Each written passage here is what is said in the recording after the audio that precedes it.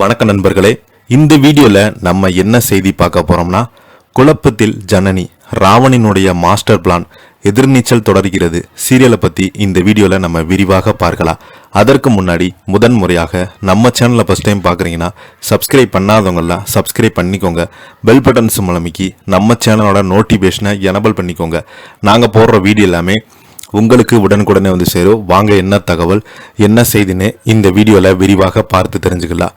எதிர்நீச்சல் தொடர்கிறது. நேற்றைய எபிசோட்ல ராவணனுடைய அலுவலகத்திற்கு வரும் மதுவதனியின் வழக்கறிஞர் மனைவியை கொடுமைப்படுத்துவது, தொடர்ந்து தொந்தரவு செய்வது போன்ற குற்றச்சாட்டுகள் அடிப்படையில் இனிமே மனைவிக்கும் குழந்தைகளுக்கும் அவருடன் எந்த தொடர்பும் இருக்கக்கூடாது என்று வழக்கு தொடரப்பட்டுள்ளது.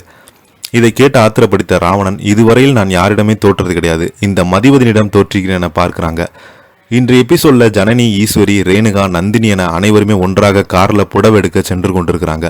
அப்போது ஜனனி தொடர்ந்து அந்த வீடியோ எப்படி டெலீட் ஆனது என்று போனை பார்த்து கொண்டே இருக்கிறாங்க.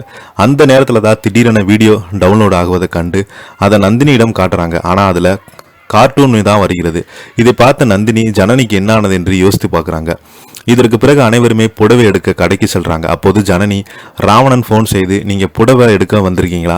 நான் கடைக்கு வெளியே இருக்கிறேன், உங்களிடம் முக்கியமான ஒரு விஷயம் சொல்ல வேண்டும். உடனே ஜனனி அவங்க பார்க்க வெளியே வராங்க. ஆனால் அங்கே யாருமே இல்லாதால அந்த நம்பருக்கு ஃபோன் செய்கிறாங்க.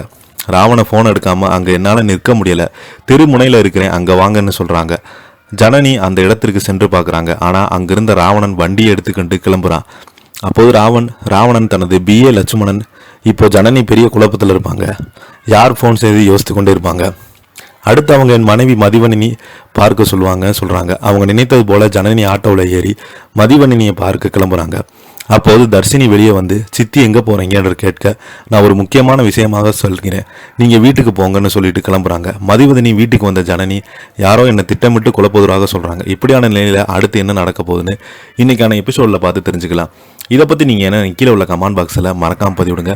இந்த வீடியோ உங்களுக்கு பிடிச்சிருந்தா லைக் பண்ணுங்கள், ஷேர் பண்ணுங்கள், கமெண்ட் பண்ணுங்கள். நன்றி, வணக்கம்.